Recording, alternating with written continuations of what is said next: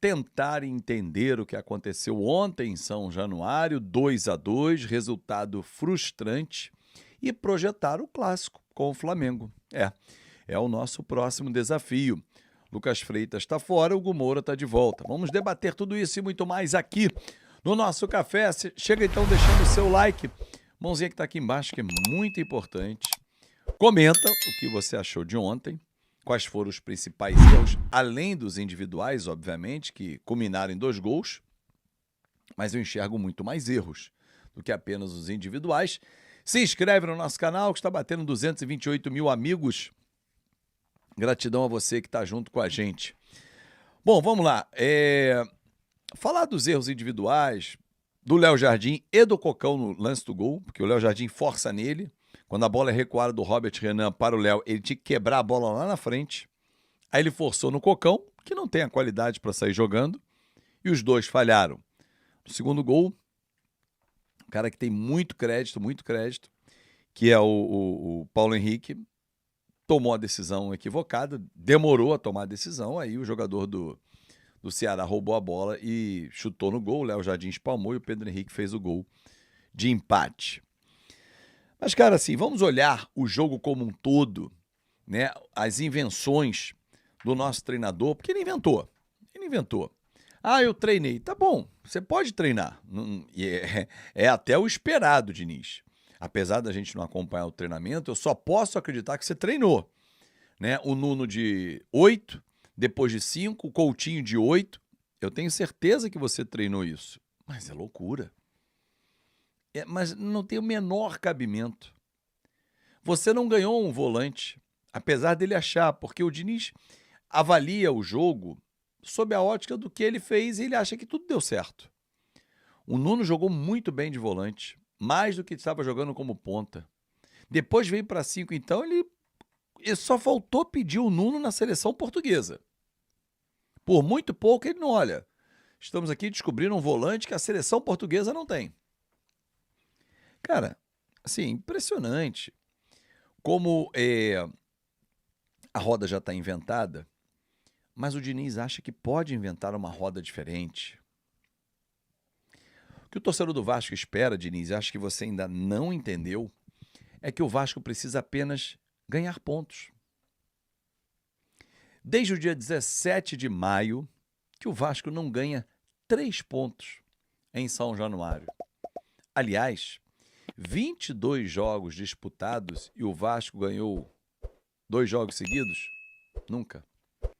Como é que pode? E isso que nós tivemos grandes atuações contra o São Paulo, contra o Santos e com resultados. Mas não conseguimos fazer 2 vitórias seguidas. A culpa é minha? A culpa é sua, torcedor? Claro que não. A culpa é dos jogadores, a culpa é da comissão técnica, tendo à frente o técnico Fernando Diniz, que não consegue performar. Ontem o Rogério Carvalho mandou até nosso amigo aqui do canal, membro Trembala, novo, lá do Espírito Santo, ele falou assim: Fábio, somando Fluminense, Cruzeiro e Vasco, são 30 jogos de Campeonato Brasileiro. O Diniz tem apenas 6 vitórias. Ou seja, 20% dos jogos ele venceu. Será que isso é tratado como normal? Ah, não, mas o time está performando, o time, você percebe que ele está mostrando evolução. Legal. Faltam 16 jogos para o Vasco, né, terminar o Campeonato Brasileiro. Então a gente está falando de 48 pontos em disputa. O Vasco tem 23. Precisa chegar a mais 22 pontos, né, dos 48. Bem possíveis. Mas com esse aproveitamento? Em casa, o Vasco tem uma performance de 40% de aproveitamento. Em casa! Não pode ser sério isso. Não pode ser tratado como normalidade.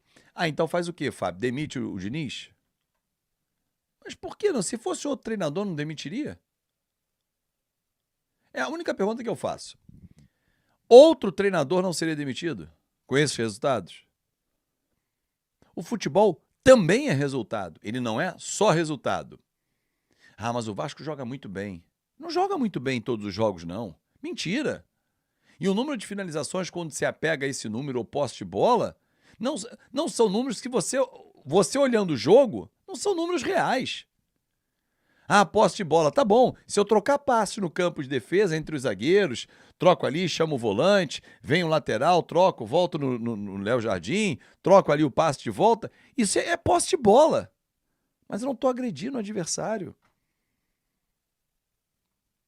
Agredir é o que o Andrés Gomes fez no segundo tempo, quando ele entrou, foi para cima, rabiscou. É isso. É quando o seu Ryan está inspirado também em fazer isso. Isso é agredir. Agora, 15 finalizações, 2 no alvo. Os 2 chutes do Cocão ontem, por exemplo, ridículos. Mas são finalizações. E elas vão para a estatística.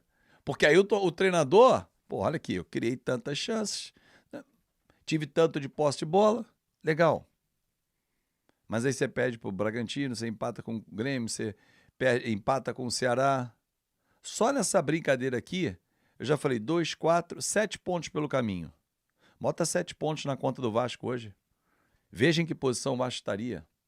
Se tem 3 jogos rápidos que vieram à cabeça.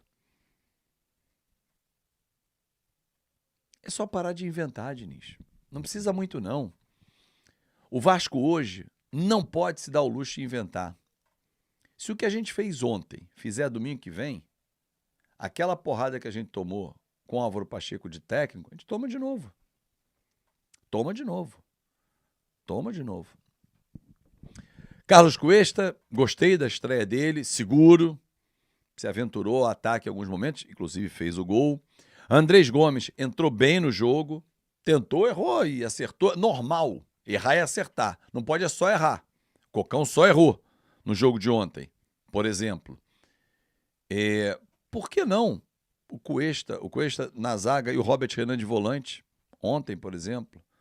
Por que não o Paulinho de segundo homem no segundo tempo?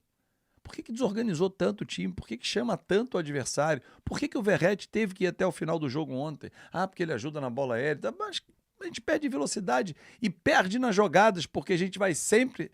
Todo treinador sabe disso, torcedor. Enfrentar o Vasco com o Verratti é zagueiro encaixotando ele, que o chuveirinho virar, de qualquer lugar. Pô, o Leandrinho estava no banco, não podia ter tentado um jogador canhoto pelo lado esquerdo. Pô, se o Cuesta entrou do lado direito, destro, não melhorou a zaga? E o Matheus França? Ah, ele tá fora de forma. Pô, mas ele vai entrar em forma quando? Se ele não jogar. Tem que jogar. Então, assim, cara, o Vasco, nas mãos do Diniz, ele é no máximo um sonho. O Vasco nas mãos do Diniz é um sonho. A realidade está muito distante. Dentro do sonho, nós vivemos um 6-0, fantástico, inesquecível. Um 3-1 em cima do São Paulo, muito legal. Ok. Agora, eu desafio você, torcedor, a escrever aqui nos comentários qual foi o outro jogo, tirando esses 2, dos 22, ou seja, dos outros 20 que sobram, que o Vasco teve resultado com desempenho. Ou seja, venceu e jogou bem. A conta precisa fechar, Diniz. É isso, galera. Boa semana para vocês e vamos juntos, claro, firmes e fortes aqui no Fanático Vascaíno. Claro que bate o desânimo, mas é levantar a cabeça e bora para cima. E aí, ô torcedor vascaíno, eu quero a sua opinião aí. Será que seria a hora de trocar o Fernando Diniz? O treinador aí não consegue desenvolver um bom futebol, né, com os jogadores do Vasco da Gama. O Vasco vem sofrendo aí algumas partidas, fica naquela de altos e baixos. Partida assim, joga com futebol maneiro, dá aquela animada no torcedor, depois volta aí a apresentar um futebol tecnicamente fraco. Ontem uns vacilos aí da defesa, né, erros individuais, acabou fazendo com que o Vasco saísse com o empate de São Januário, um empate com sabor de derrota, já que o Vasco esteve 2 vezes na frente do placar.